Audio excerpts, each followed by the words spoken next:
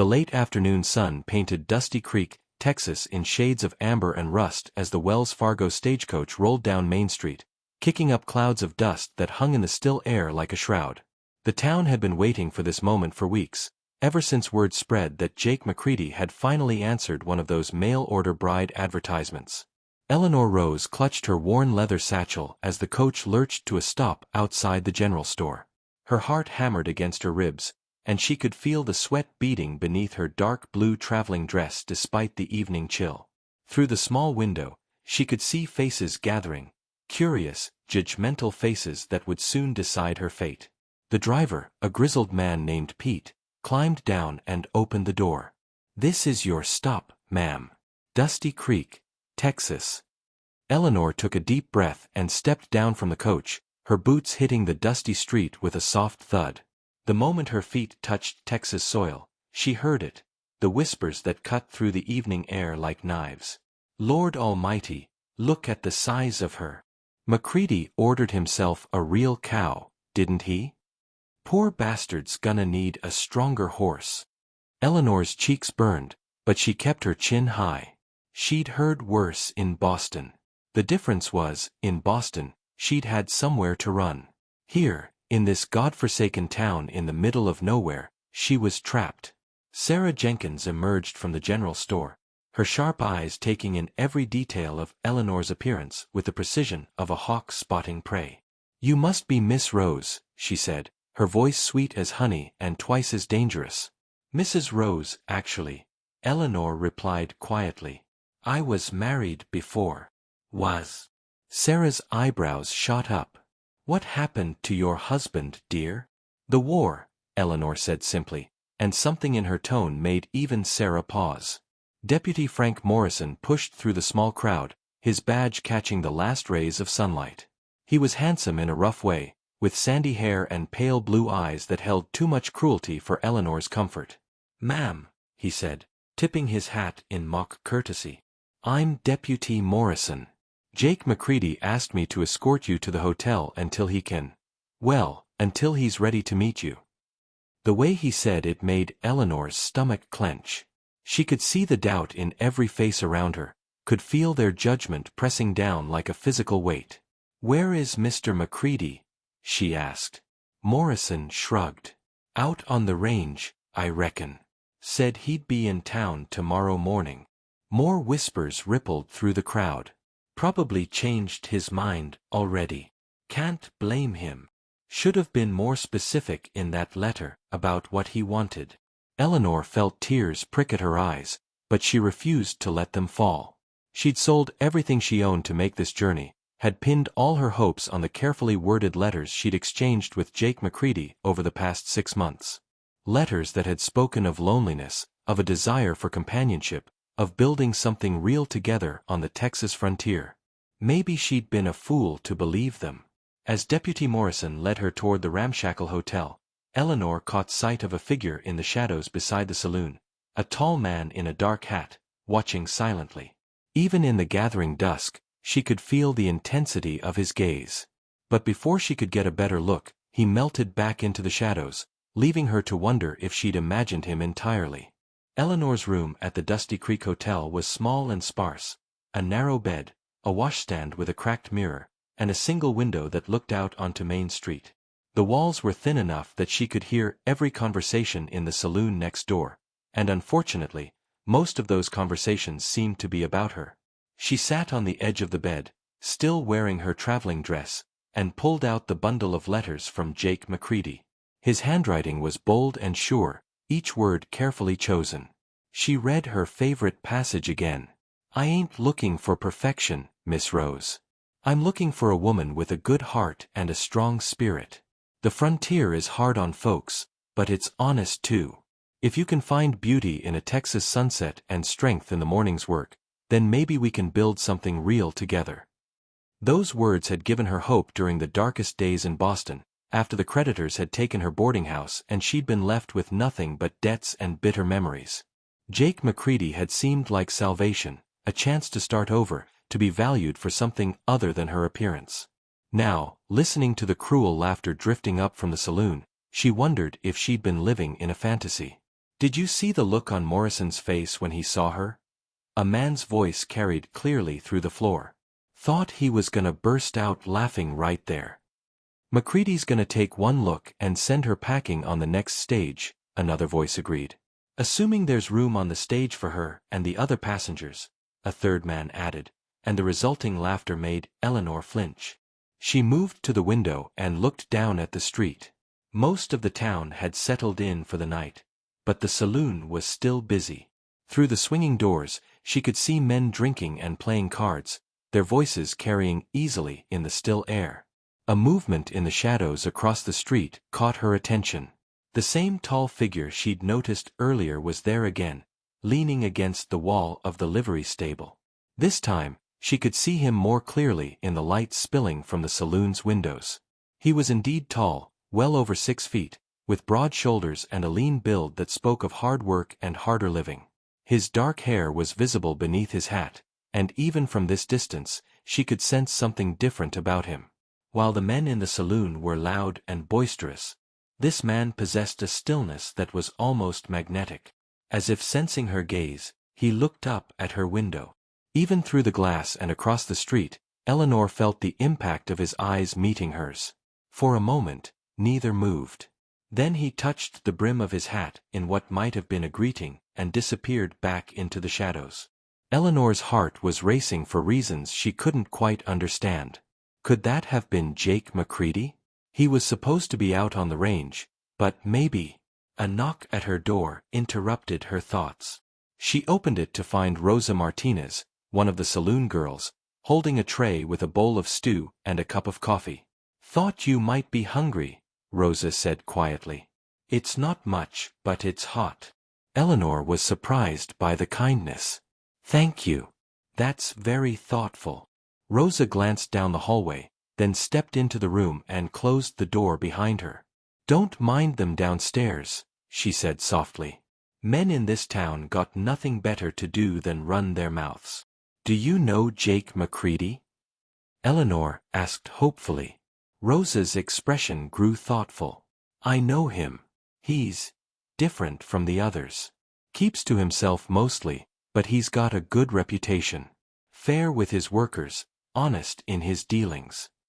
But nothing," Rosa said firmly. "Jake MacReady's a good man. If he asked you to come here, he had his reasons." After Rosa left, Eleanor tried to sleep, but the whispers and laughter from downstairs made it impossible. She lay in the narrow bed, staring at the ceiling and wondering what tomorrow would bring. Outside her window, the mysterious figure appeared once more in the shadows, keeping watch until the early hours of dawn. Eleanor woke to the sound of horses and voices in the street below. Dawn light was just beginning to creep through her window, painting the shabby room in soft gold. She dressed carefully in her best dress, a deep green wool that she'd altered herself to flatter her figure, and pinned her dark hair up in a simple but elegant style. Looking in the cracked mirror, she tried to see herself through objective eyes. Yes, she was fuller figured than the current fashion dictated. Yes, she was past the first bloom of youth.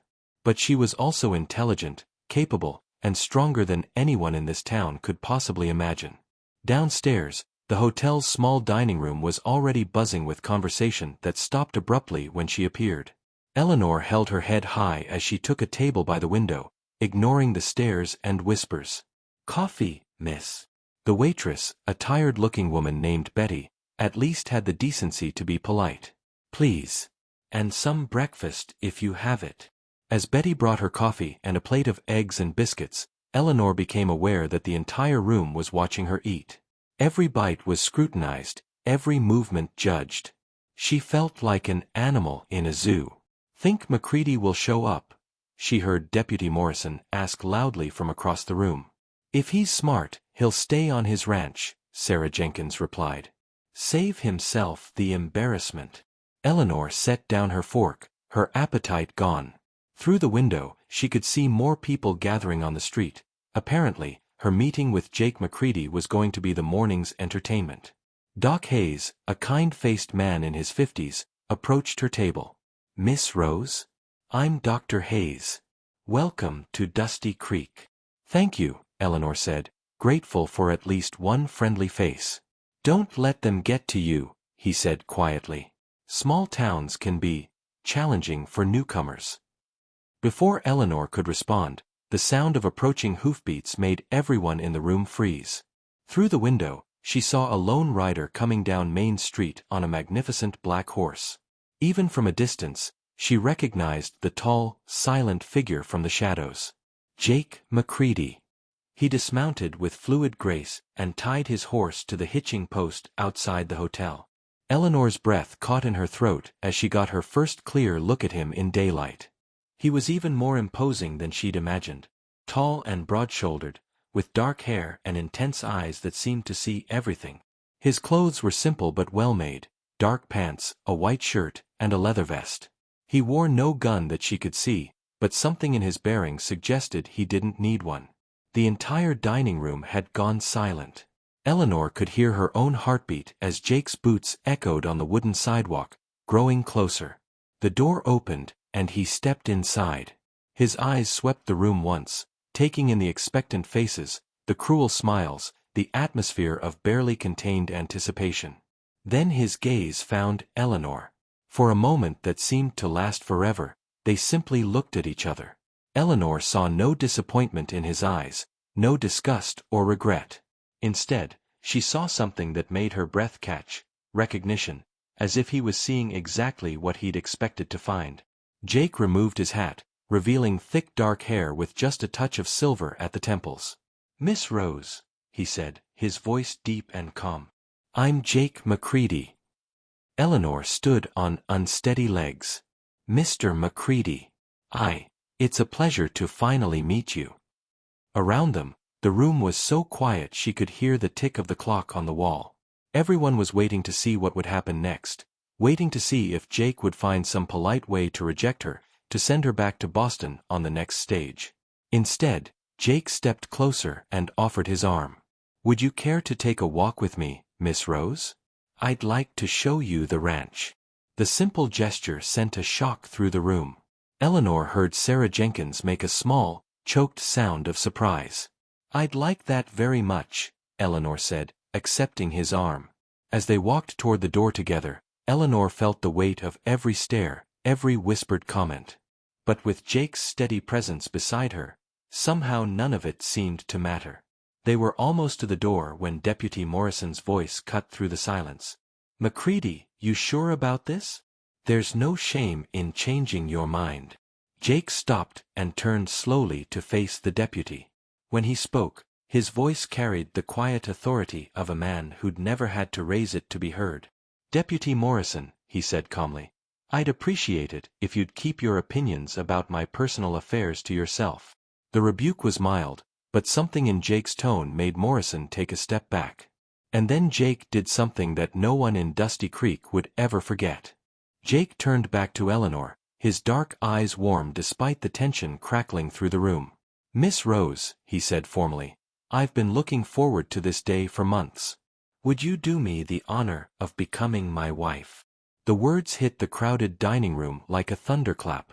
Eleanor's heart stopped, then began racing so fast she thought she might faint. Around them, she could hear sharp intakes of breath, the scrape of chairs as people leaned forward to hear better. "Here," Eleanor whispered. "Now." "Here and now," Jake confirmed, his voice steady and sure. "Unless you'd prefer to wait. But I'm not a man who believes in wasting time when I've found what I'm looking for." Eleanor looked into his eyes and saw no doubt, no hesitation. Whatever he'd expected when he'd written those letters, she was it. The realization was overwhelming. "Yes," she said softly, then louder. "Yes, Mr. McCready. I would be honored to marry you." Sarah Jenkins made a sound like a strangled cat. "Right now. This instant. But you barely know each other." Jake's gaze shifted to Sarah, and there was something in his expression that made the busybody take a step back. "Mrs. Jenkins, Eleanor and I have been corresponding for 6 months. I know she's intelligent, kind, and brave enough to travel halfway across the country to start a new life. That's more than most couples know about each other on their wedding day. But surely you want time to To get better acquainted, Deputy Morrison interjected, his tone making it clear exactly what kind of acquaintance he was suggesting. This time, Jake's eyes went cold. Deputy, you're dangerously close to insulting both myself and my bride. I'd suggest you stop talking. The temperature in the room seemed to drop 10 degrees. Morrison's hand moved instinctively toward his gun, but something in Jake's stance, perfectly relaxed yet utterly ready, made him think better of it. Doc Hayes cleared his throat. Well, if you're serious about this, we'll need someone to perform the ceremony. I'm not ordained, but Judge Winters is due on the circuit next week. I can marry them.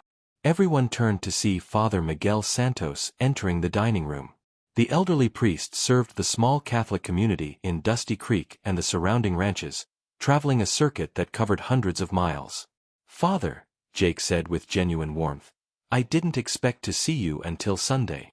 The Martinez family is having their baby baptized today, the priest explained. I arrived early. He looked between Jake and Eleanor with keen eyes. You're certain about this, my son? More certain than I've been about anything in my life, Jake replied. Father Santos nodded slowly. Then let us proceed. Miss Rose, do you have any objections to a Catholic ceremony? None at all, Father, Eleanor said. She was Protestant herself, but she'd always believed that God cared more about the intentions of the heart than the particular words spoken. Very well. If you'll gather here. What happened next would be talked about in Dusty Creek for decades to come. As Father Santos began the marriage ceremony, more people crowded into the small dining room. Some came out of curiosity, others out of disbelief. A few, like Rosa Martinez and Doc Hayes, came to show their support. But it was clear that most of the town expected this to be some kind of elaborate joke, a cruel prank that would end with Jake humiliating Eleanor in front of everyone. They were wrong. Jake spoke his vows in a clear, strong voice that carried to every corner of the room. When it came time for the ring, he produced a simple gold band that caught the morning light streaming through the windows. I, Jacob McCready, take you, Eleanor Rose, to be my wife, he said, sliding the ring onto her finger. In sickness and in health, in prosperity and hardship, for as long as we both shall live. Eleanor's voice shook only slightly as she repeated her vows.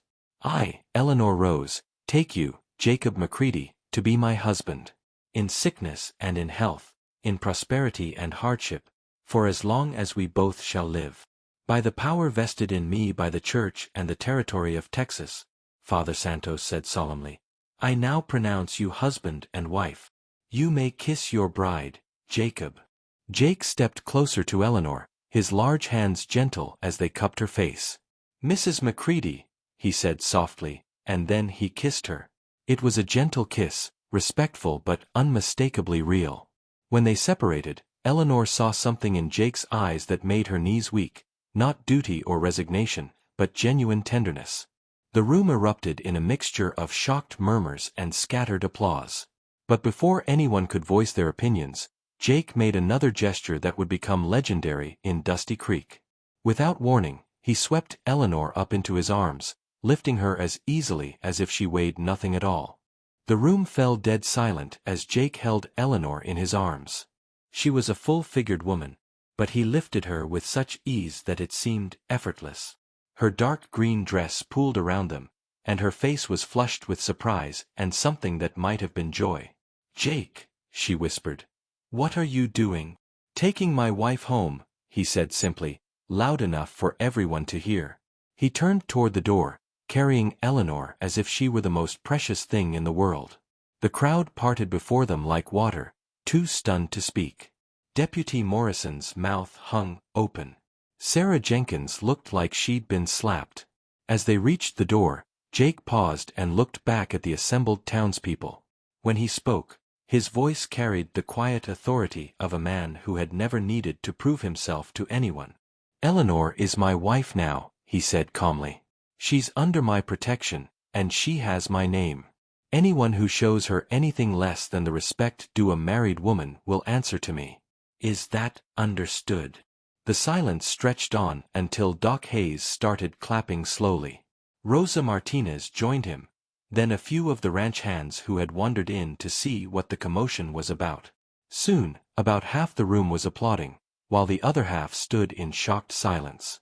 Jake nodded once, then carried Eleanor out into the bright Texas morning. His black stallion, Thunder, stood patiently at the hitching post. With Eleanor still in his arms, Jake somehow managed to mount the horse, settling her securely in front of him. She could feel the solid warmth of his chest against her back, could smell the clean scent of soap and leather and something uniquely him. "Are you comfortable?" he asked quietly, his breath warm against her ear. "Yes," she managed, though comfortable wasn't exactly the word for what she was feeling. Overwhelmed, certainly. Confused, definitely. But also, safe. For the first time since stepping off that stagecoach, she felt truly safe. As they rode slowly down Main Street, Eleanor was acutely aware of the faces watching them from windows and doorways. Some looked shocked, others disapproving. But a few, like old Mrs. Patterson from the boarding house and young Tommy Miller from the livery stable, were smiling. "They're all staring," Eleanor said softly. "Let them stare," Jake replied. "They'll get used to it." "Will they?" "Jake, I wasn't entirely honest in my letters. About my appearance, I mean. I know I'm not what most men." "Eleanor." His voice was gentle but firm. "Stop.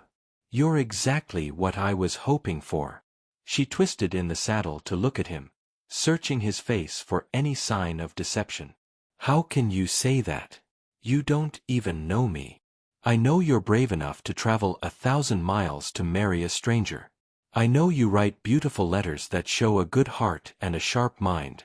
I know you were kind to Rosa Martinez when you could have ignored her." Jake's dark eyes met hers. "And I know you were married before and lost your husband in the war. That tells me you know how to love someone, and how to be strong when life gets hard." Eleanor felt tears prick at her eyes. In all her letters to Jake, she'd mentioned her first marriage only briefly, not wanting to burden him with the details of her loss. But somehow, he'd understood what that simple mention meant. "Thomas died at Antietam," she said quietly. "We'd only been married 2 years. "I'm sorry," Jake said, and she could hear the genuine sympathy in his voice. "Losing someone you love, it changes you." There was something in his tone that made her look at him more closely. "You speak as if you know. My parents and my younger sister. Comanche raid when I was 23. I came back from a cattle drive to find." He paused, his jaw tightening. "Let's just say I understand loss." They rode in comfortable silence after that, leaving the town behind as they headed toward the open range. The landscape was harsh but beautiful, rolling hills covered in brown grass, scattered live oaks, and endless blue sky. In the distance, Eleanor could see cattle grazing peacefully. "Is it much farther?" she asked. "Another mile or so. The house sits in a valley by Willow Creek. It's not fancy, but it's solid. Built it myself after I bought the land." As they crested a low hill, Eleanor got her first glimpse of her new home, and her breath caught in her throat. The house was indeed solid, a sprawling one-story structure built of local stone and timber, with a wide front porch and windows that caught the morning light. Nearby stood a large barn, several outbuildings, and corrals where horses moved lazily in the shade. But what struck her most was how peaceful it looked, how settled and permanent. After years of uncertainty and loneliness, the sight of that solid house nestled in its valley felt like a promise of stability. "It's beautiful," she said softly. "It's home," Jake replied. "Our home now." As they approached the house, Eleanor noticed movement on the porch. 3 people emerged to watch their arrival, 2 men and a woman, all clearly ranch hands based on their clothing and weathered appearance. "That's Carlos, Maria, and Jim," Jake explained. "They help run the place. Good people, all of them." Eleanor felt a flutter of nervousness. Would these people accept her any more readily than the townspeople had? But as Jake helped her down from the horse, she saw only curiosity and cautious friendliness in their faces. Maria, a middle-aged Mexican woman with kind eyes, stepped forward with a smile. "Bienvenida, señora," she said warmly. Welcome home. Jake's ranch hands were nothing like the people in town. Carlos, a weathered man in his 50s with silver-streaked hair, removed his hat and bowed slightly to Eleanor. Senora Macready, it is an honor. We have prepared the house for your arrival. Jim, a lanky cowboy with sandy hair and friendly blue eyes, grinned widely. Ma'am, Jake's been talking about nothing but your letters for months. We're right pleased to finally meet you. Eleanor felt warmth spread through her chest. Thank you all. I'm very happy to be here. Maria stepped forward and took Eleanor's hands in her own work-roughened ones. Come, Senora. Let me show you your home. The men, they try hard, but a house needs a woman's touch, see. As Maria led her toward the front porch, Eleanor marveled at the solid craftsmanship of the house. The stone foundation looked like it could withstand a hurricane, and the timber was clearly high quality, carefully fitted and well maintained. Jake built most of this himself, Maria explained, noticing Eleanor's appreciation. Took him 3 years, working on it between cattle drives and roundups. Very stubborn man, our Jake. Would not accept help until the heavy lifting was done. The interior of the house was even more impressive than the exterior. The main room was large and comfortable, with a massive stone fireplace, hand-hewn furniture, and windows that let in plenty of light. The kitchen was well appointed with a modern cast-iron stove and plenty of workspace. There are 4 bedrooms, Maria continued, leading Eleanor down a short hallway. This one is yours and Jake's. Eleanor's breath caught as she saw the master bedroom. It was spacious and bright, with windows overlooking the creek. The furniture was simple but beautiful, clearly handmade with great care. A large bed dominated the room, covered with a colorful quilt that must have taken months to complete. My sister made the quilt, Maria said softly. A wedding gift. She heard Jake was bringing home a bride and wanted to welcome you properly. Eleanor touched the intricate stitching, overwhelmed by the kindness of people she'd never met. It's beautiful. Please tell her how much I appreciate it. You can tell her yourself. She lives in town with her husband, but she visits often. Maria's eyes grew serious. Senora, may I speak freely? Of course. The people in town, they can be cruel. Small minds, small hearts. But Jake, he is a good man. The best. He will protect you, but you must be strong too.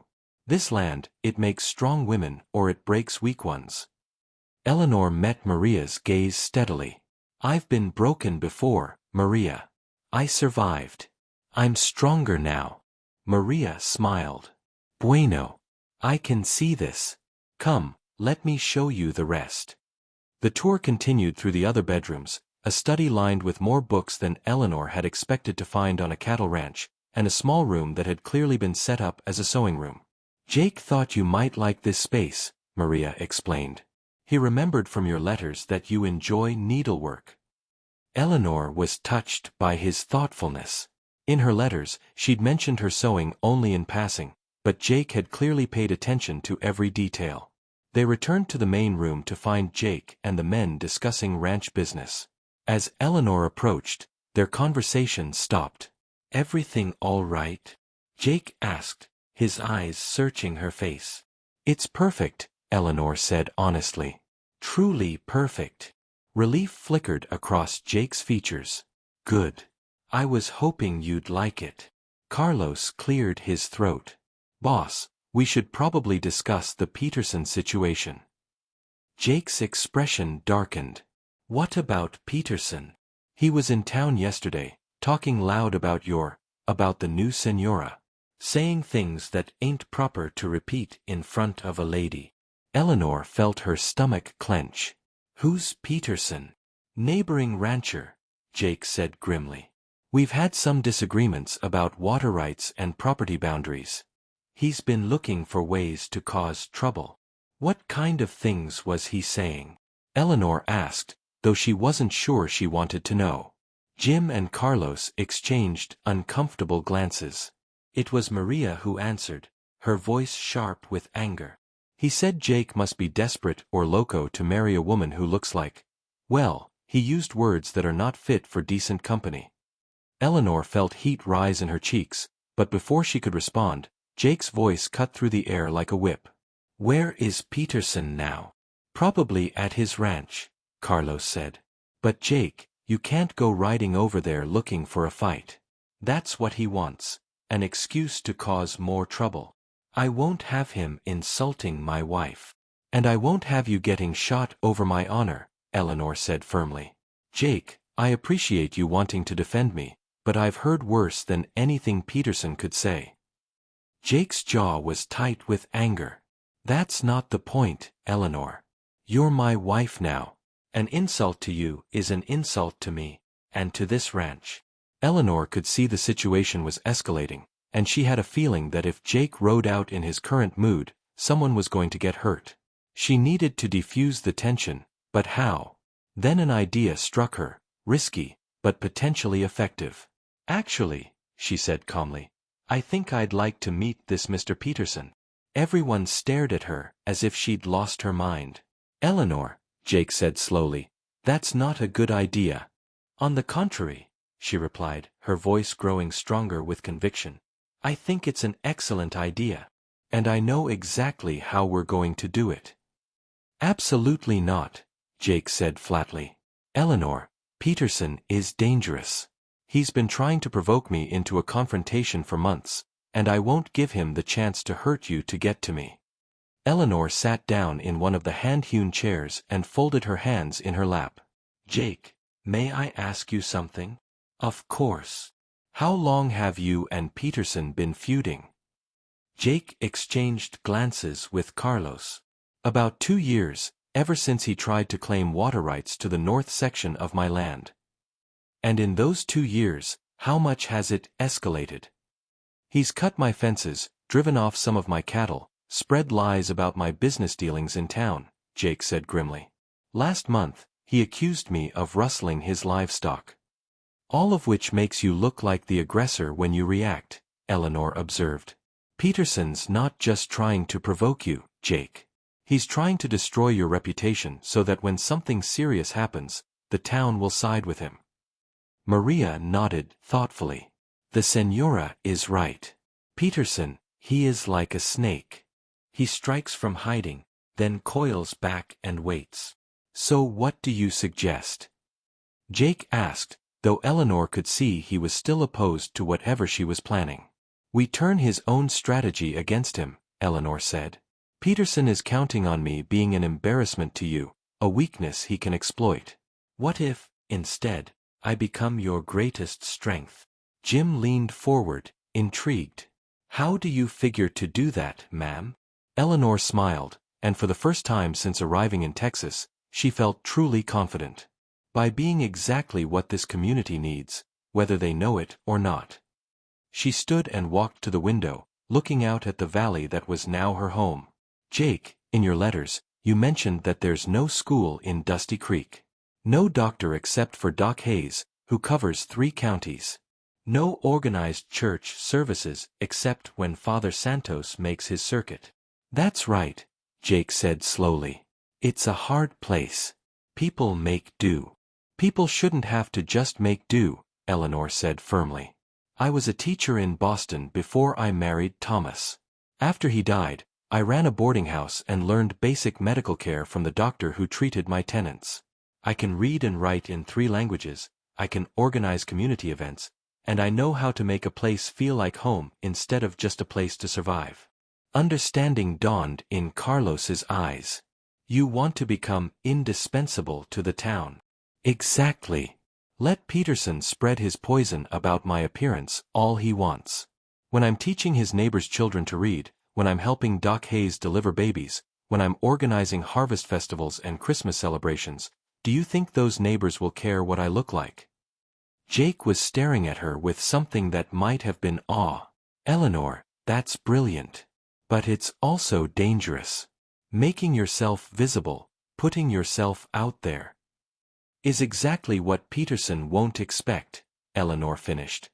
He's counting on me hiding away, being ashamed of myself. Instead, I'm going to become the best thing that's happened to Dusty Creek in years." Maria clapped her hands together. "Excellent!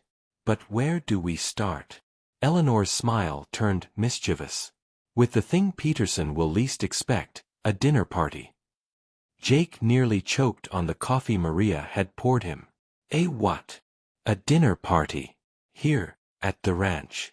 We'll invite everyone, the townspeople, the neighboring ranchers, even Peterson himself."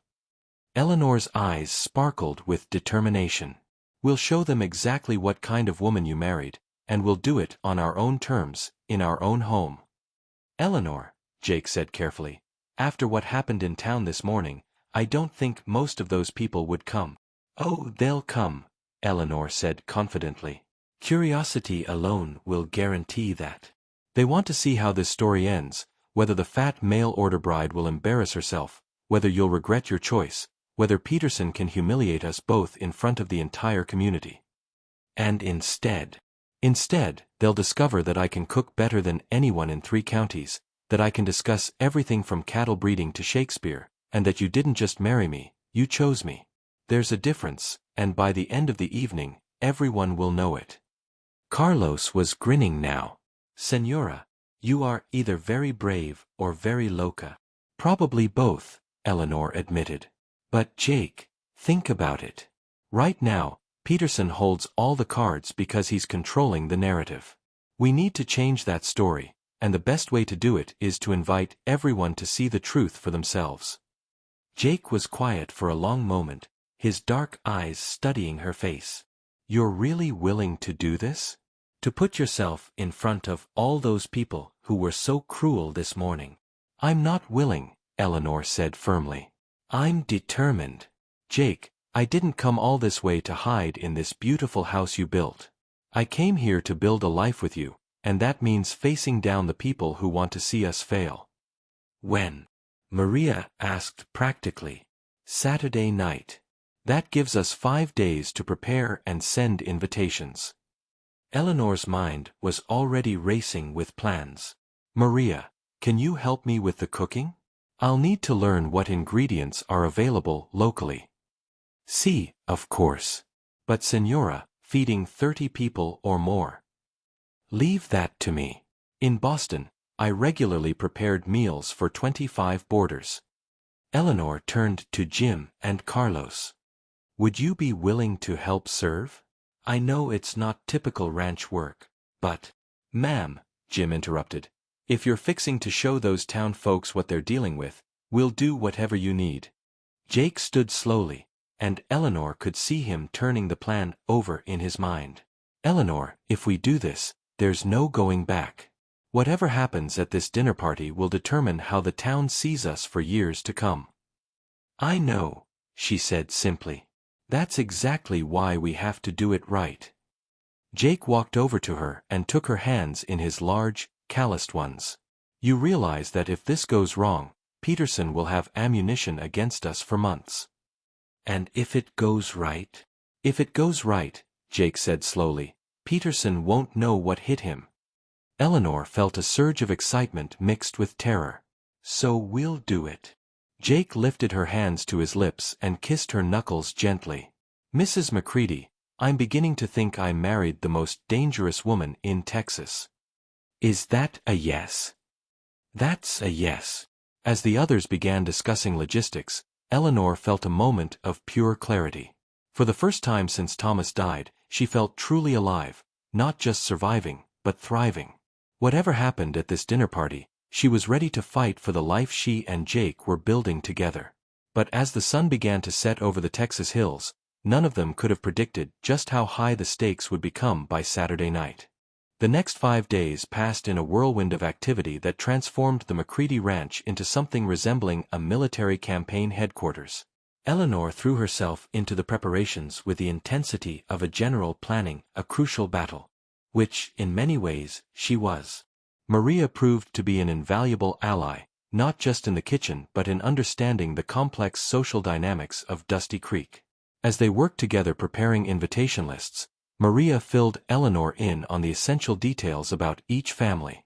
The Hendersons owned the largest general store, Maria explained as she helped Eleanor knead bread dough. Mrs. Henderson, she thinks she is the queen of the town. Very proud, very. How do you say, presumida? Presumptuous. See, exactly. She will come because she cannot bear to miss something important, but she will look for ways to criticize everything. Eleanor made a mental note. What about the Petersons themselves? Maria's expression darkened. Senora Peterson, she is not like her husband. Quiet woman, very sad. I think she does not approve of his behavior, but she is too frightened to speak against him. Frightened of her own husband. Peterson has a bad temper, especially when he drinks. And he drinks often. Maria's voice dropped to a whisper. There are rumors, bruises that she explains away as accidents.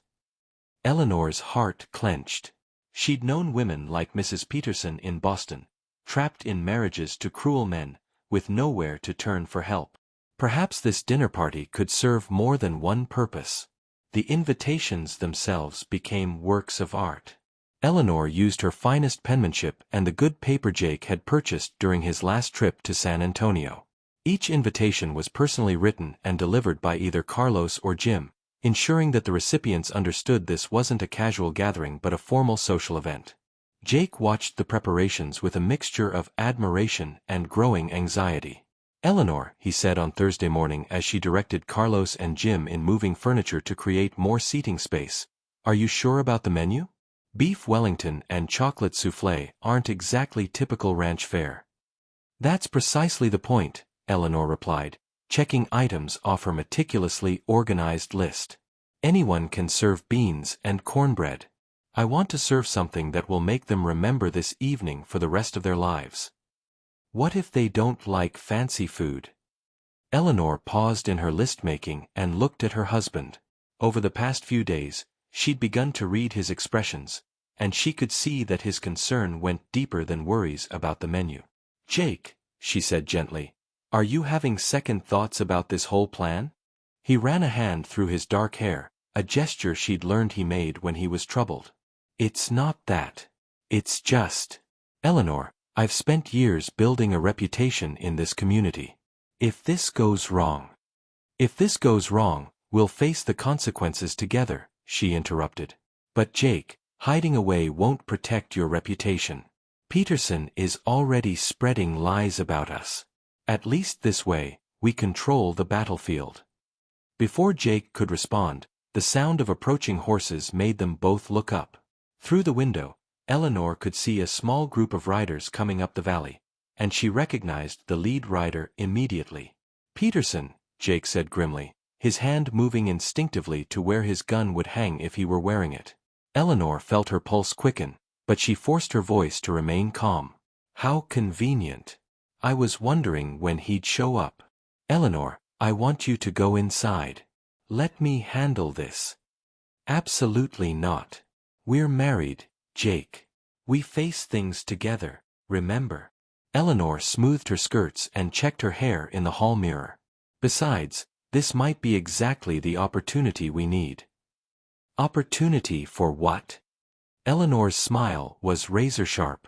To show Mr. Peterson exactly what kind of woman he's dealing with. As the riders approached the house, Eleanor could see that Peterson had brought 3 men with him, all carrying rifles and wearing the hard expressions of men looking for trouble. Peterson himself was a large man, probably Jake's height but heavier, with thinning brown hair and small, mean eyes. "MacCready," Peterson called out as he dismounted. "We need to talk." Jake stepped onto the porch, and Eleanor moved to stand beside him. She could feel the tension radiating from her husband's body, could see his muscles coiled for action. "Peterson," Jake said evenly, "what brings you to my ranch?" "You know damn well what brings me here." Peterson's eyes flicked to Eleanor, and his lip curled in disgust. "Some of my cattle have gone missing, and they were last seen heading toward your property." "Are you accusing me of rustling your livestock?" "I'm saying my cattle are missing, and you're the most likely candidate for taking them." Peterson's voice grew louder, more aggressive. "Maybe you needed extra beef to feed that wife of yours." Eleanor felt Jake tense beside her, felt the danger crackling in the air like electricity before a storm. This was the moment Peterson had been building toward. The confrontation that would either destroy Jake's reputation or Peterson's. But before Jake could respond, Eleanor stepped forward. "Mr. Peterson," she said in her most refined Boston accent. "How lovely to finally meet you. I'm Eleanor McCready, Jake's wife. I believe you know my husband." Peterson was clearly taken aback by her calm, polite response. Yeah, I know him." "Wonderful. Then you'll be delighted to know that you're invited to dinner on Saturday evening. Nothing too elaborate, just beef Wellington, roasted vegetables, and perhaps a chocolate souffle for dessert." Eleanor's smile was brilliant and completely sincere. "I do so hope you and Mrs. Peterson can attend. It would mean the world to us to have our neighbors join us for our first dinner party." The silence that followed was so complete that Eleanor could hear a hawk crying in the distance. Peterson's mouth opened and closed like a fish gasping for air. His men looked equally confused. This clearly wasn't how they'd expected the confrontation to go. What are you talking about?" Peterson finally managed. "Our dinner party, of course.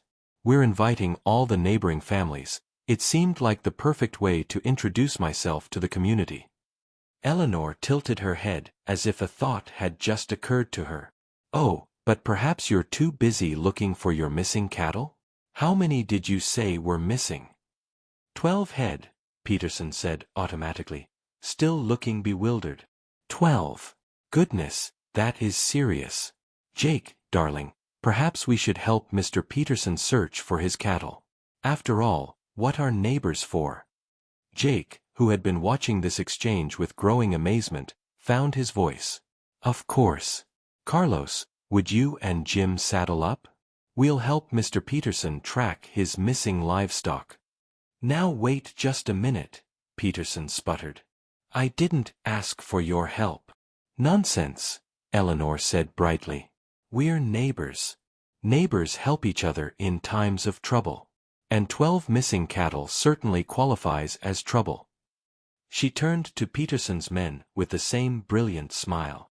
"Gentlemen, you're all welcome to join us for dinner on Saturday as well. The more the merrier, I always say." As Eleanor continued to chatter pleasantly about the dinner party, Peterson looked increasingly like a man who'd walked into a spider's web without realizing it. His carefully planned confrontation had been completely derailed by Eleanor's relentless politeness and Jake's offer to help search for the missing cattle.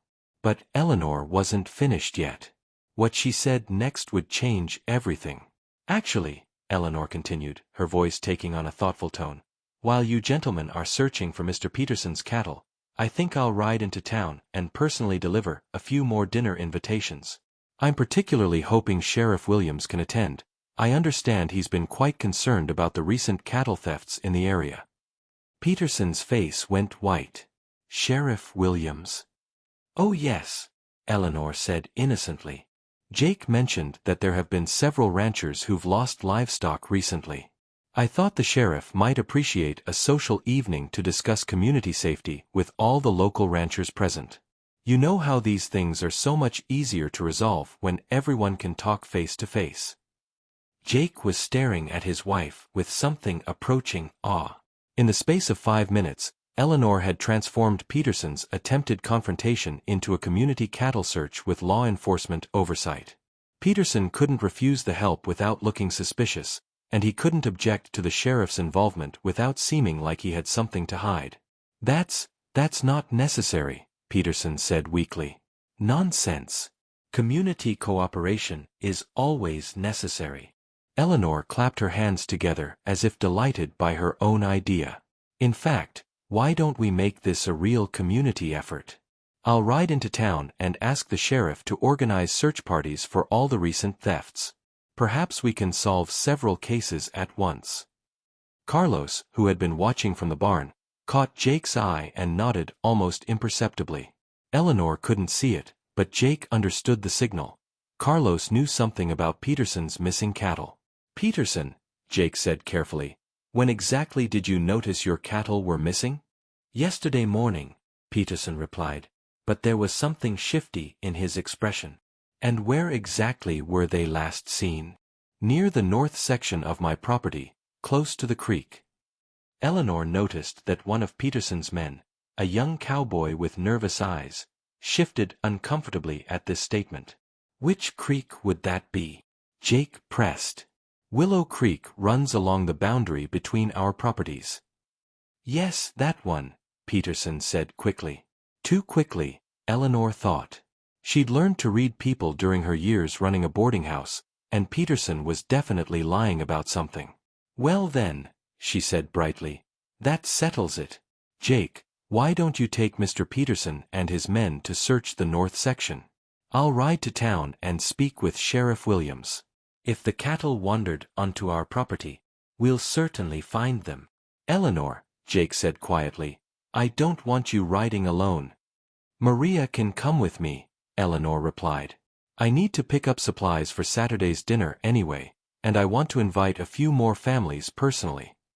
Peterson looked like a man caught in a trap of his own making. He couldn't object to the search without seeming guilty, couldn't refuse the sheriff's involvement without raising suspicions, and couldn't prevent Eleanor from going to town without appearing controlling. Fine, he said through gritted teeth. Let's search for my cattle. As the men saddled their horses, Maria approached Eleanor with concern written across her features. Senora, are you certain about this? Peterson, he is dangerous when cornered. I'm counting on it, Eleanor said quietly. Maria, I need you to pay very close attention to what happens while we're in town. I have a feeling we're about to learn some very interesting things about Mr. Peterson's missing cattle. An hour later, Eleanor and Maria rode into Dusty Creek to find the town buzzing with gossip about the morning's events. Word had already spread that Peterson had confronted Jake at the ranch, but the details were confused and contradictory. Sheriff Williams was in his office, a weather-beaten man in his 60s with sharp eyes and a no-nonsense attitude. Eleanor had met him briefly after the wedding ceremony, and she'd sensed that he was one of the few truly fair-minded people in town. Mrs. McCready, he said, rising politely as she entered. What can I do for you? Sheriff, I understand there have been several cattle thefts in the area recently. Mr. Peterson seems to believe his missing livestock might have wandered onto our property, and my husband has offered to help search for them. Williams's eyebrows rose. That's mighty neighborly of Jake, considering the bad blood between them. Yes, well, I believe in community cooperation. In fact, I was hoping you might organize a comprehensive search for all the missing cattle in the area. Perhaps if we work together, we can solve several thefts at once. The sheriff studied her carefully. Mrs. McCready, are you suggesting that Peterson's missing cattle might be connected to the other thefts? Eleanor met his gaze steadily. I'm not suggesting anything, Sheriff. I'm simply hoping that a thorough investigation might reveal the truth about what's been happening to everyone's livestock. Williams was quiet for a moment, then nodded slowly.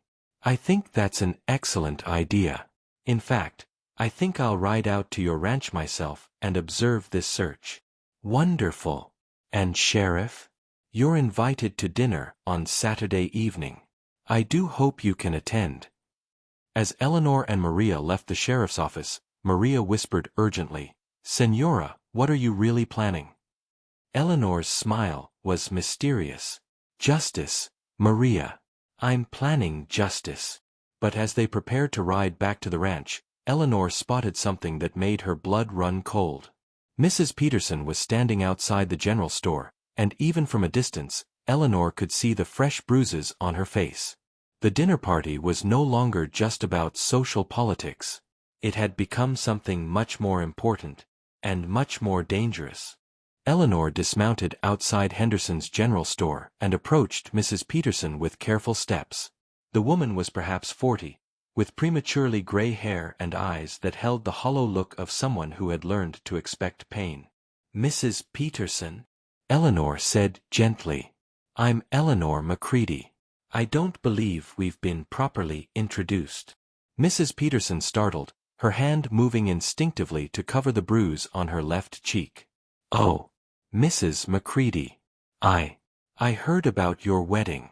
Congratulations. Up close, Eleanor could see that the bruises were fresh, probably from last night or this morning. Her heart ached for this woman who was clearly trapped in a nightmare. Thank you. I was actually hoping to speak with you about a dinner party I'm hosting this Saturday evening. I do so hope you and your husband can attend. Mrs. Peterson's eyes widened with something that might have been panic. I don't know if we can. Thomas doesn't much like social gatherings. Thomas. Eleanor kept her voice light and conversational, but Maria, standing nearby, caught the significance. Peterson's wife had just referred to her husband by his first name, something that suggested either great intimacy or great fear. Given the bruises, Eleanor suspected the latter. I mean, Mr. Peterson, the woman corrected quickly. He's been very busy with ranch work lately. Of course he has. I understand he's had some cattle go missing. How troubling that must be for both of you. Something flickered in Mrs. Peterson's eyes. Surprise, perhaps, or confusion. Missing cattle? Eleanor felt a chill run down her spine. Yes, 12 head, I believe he said. They wandered off yesterday morning. Yesterday morning? Mrs. Peterson's voice was barely a whisper. But Thomas was. He was at the ranch all day yesterday. I made him lunch, and he never. She stopped abruptly, her hand flying to her mouth as if she'd realized she'd said too much. Eleanor exchanged a quick glance with Maria, who had gone very still. Mrs. Peterson's slip had just revealed something crucial. If Peterson was at his ranch all day yesterday, how did he know his cattle had gone missing from the north section near Willow Creek? Mrs. Peterson, Eleanor said gently, are you quite all right? You look pale. I'm fine, the woman said quickly, but Eleanor could see she was anything but fine. I should go. Thomas will be looking for me. Before Eleanor could say anything else, Mrs. Peterson hurried away, moving with the quick, nervous steps of someone fleeing danger. Senora, Maria whispered urgently. Did you hear what she said? I heard, Eleanor replied grimly. Peterson lied about when his cattle went missing. The question is why. They completed their shopping quickly, Eleanor's mind racing as she tried to piece together the implications of what they'd learned. By the time they rode back to the ranch, she had developed a theory that made her stomach clench with anxiety. They arrived to find Jake, Carlos, Jim, and Sheriff Williams waiting on the front porch.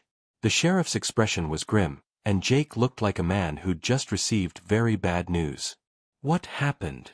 Eleanor asked as she dismounted. We found Peterson's cattle, Jake said quietly. That's good news, isn't it? Not exactly. Sheriff Williams stepped forward. Mrs. McCready, we found the cattle on your property, just like Peterson claimed. The problem is, they were driven there deliberately, and recently. Eleanor felt the blood drain from her face. What do you mean? Someone herded those cattle onto your land sometime early this morning, Carlos explained. The tracks are clear. They didn't wander here. They were placed here.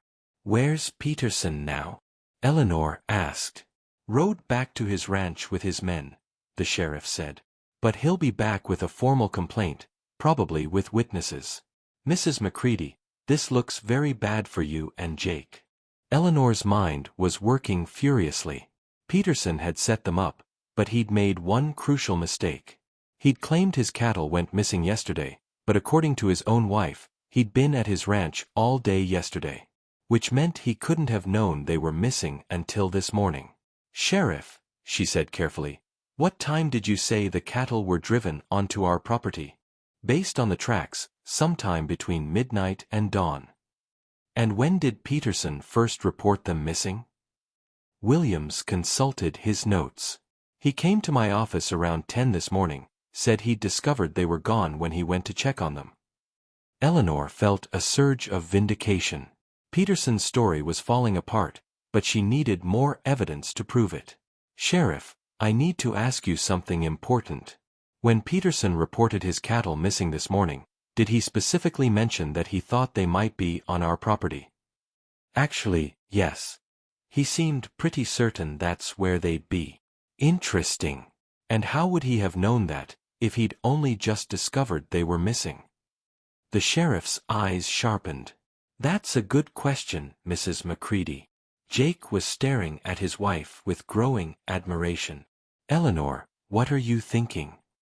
I'm thinking, Eleanor said slowly, that Mr. Peterson has been very clever, but not quite clever enough. She looked around at the assembled men, her mind now crystal clear about what needed to happen next. Gentlemen, I believe we're about to catch ourselves a cattle thief. But first, we need to save Mrs. Peterson. Save Mrs. Peterson? Sheriff Williams looked confused. Ma'am, what does Thomas Peterson's wife have to do with cattle rustling? Eleanor paced across the porch, her mind organizing the pieces of evidence into a coherent picture. Everything, Sheriff. She's the key to proving what really happened. Eleanor, Jake said carefully, what did you learn in town? I learned that Mrs. Peterson is terrified of her husband, and that she has fresh bruises on her face. I also learned that according to her, Peterson was at his ranch all day yesterday, which means he couldn't have discovered his cattle missing from the north section until this morning. Carlos nodded slowly. But if he only discovered them missing this morning, how did he know to look for them on our property? Exactly. Unless. Eleanor turned to face the group. Unless he put them there himself. The silence that followed was broken only by the sound of wind through the oak trees. Sheriff Williams removed his hat and ran a hand through his graying hair. Mrs. Macready, that's a serious accusation.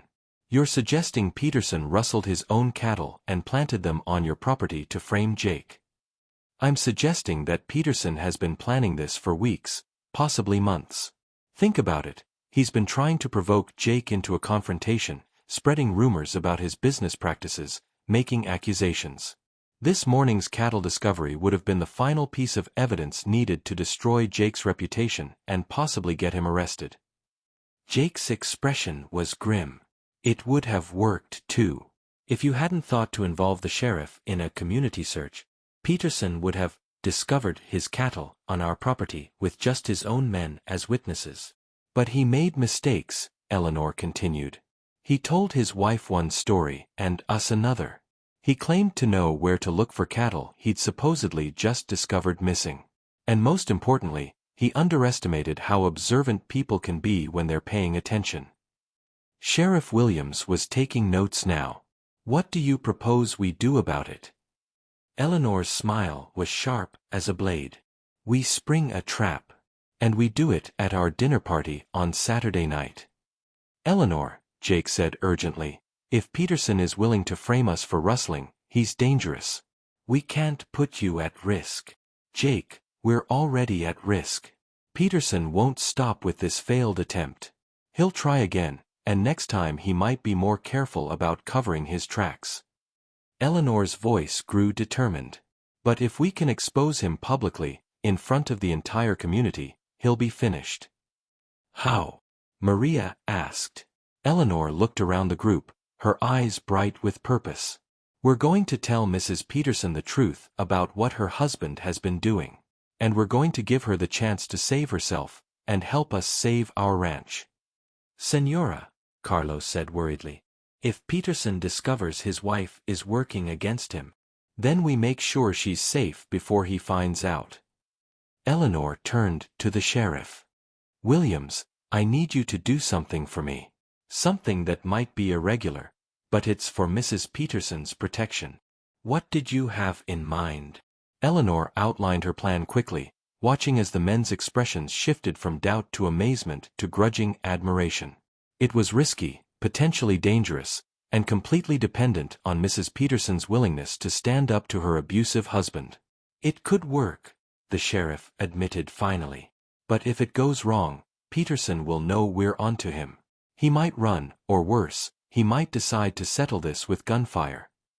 If we don't try, he wins anyway, Eleanor pointed out. At least this way, we have a chance to expose the truth. Jake walked over to his wife and took her hands in his. Eleanor, I want you to understand something. If we do this, There's no going back. Win or lose, we'll have made enemies who won't forget. I understand. But Jake, I didn't come all this way to live in fear. I came here to build a life with you, and that means fighting for what's right. Jake studied her face for a long moment, then nodded slowly. All right. We'll do it your way. But I want extra security at the dinner party, armed men who can handle trouble if it starts. Carlos and I can handle that, Jim volunteered. We know some reliable folks who'd be willing to help. Sheriff Williams stood and settled his hat back on his head. Mrs. McCready, I hope you know what you're doing. But I have to admit, your plan has more chance of success than anything I've come up with. As the sheriff prepared to leave, Eleanor caught his arm. Williams, there's one more thing. When you speak to Mrs. Peterson, please be gentle. She's been through enough. I'll be careful, ma'am. And Mrs. McCready? Your husband is a lucky man. After the sheriff rode away, Jake turned to Eleanor with an expression of mixed pride and concern. You realize we're betting everything on this plan working? Eleanor smiled and stood on her tiptoes to kiss her husband's cheek. Jake McCready, when I stepped off that stagecoach 5 days ago, I was betting everything on you. This isn't any different. But as the sun began to set over the Texas hills, Eleanor couldn't shake the feeling that Saturday night was going to be far more dangerous than any of them imagined. 3 more days until the dinner party. 3 more days to prepare for what might be the most important evening of their lives. Friday afternoon brought an unexpected visitor to the McCready Ranch. Eleanor was in the kitchen with Maria, preparing pastries for the next evening's dinner, when Carlos appeared in the doorway with a worried expression. Señora, there is a woman here to see you. She says her name is Mrs. Peterson. Eleanor's hands stilled on the rolling pin. Is she alone? See, and she looks very frightened. Eleanor wiped her hands on her apron and followed Carlos to the front porch, where she found Mrs. Peterson standing beside a small horse-drawn cart. The woman's face was even more bruised than it had been the day before, and she clutched a small carpetbag as if it contained everything she owned in the world. Mrs. Peterson, Eleanor said gently, please come inside. You look exhausted. I can't stay long, the woman said, glancing nervously over her shoulder. Thomas thinks I'm in town buying supplies. If he discovers I came here. He won't, Eleanor said firmly. Maria, would you make some tea? Mrs. Peterson, please sit down. As they settled in the main room, Eleanor could see that the other woman was fighting tears. Her hands shook as she accepted the cup of tea Maria brought. Sheriff Williams came to see me yesterday, Mrs. Peterson said quietly. He asked me about Thomas's whereabouts on Wednesday. About when he discovered the cattle were missing. And what did you tell him? The truth. That Thomas was at the ranch all day Wednesday, and that he seemed surprised when the sheriff mentioned missing cattle. Mrs. Peterson's voice dropped to a whisper. Mrs. McCready, I think my husband has been lying. About many things. Eleanor leaned forward carefully. What kind of things? The cattle, for one thing. Thomas told everyone they wandered off, but I saw him and his men herding cattle away from the ranch very early Thursday morning. I thought it was strange, but I didn't dare question him. Eleanor felt her pulse quicken. This was the confirmation they needed. Mrs. Peterson, did Sheriff Williams explain why he was asking these questions? The woman nodded miserably. He said Thomas accused your husband of rustling, but that the evidence doesn't match Thomas's story.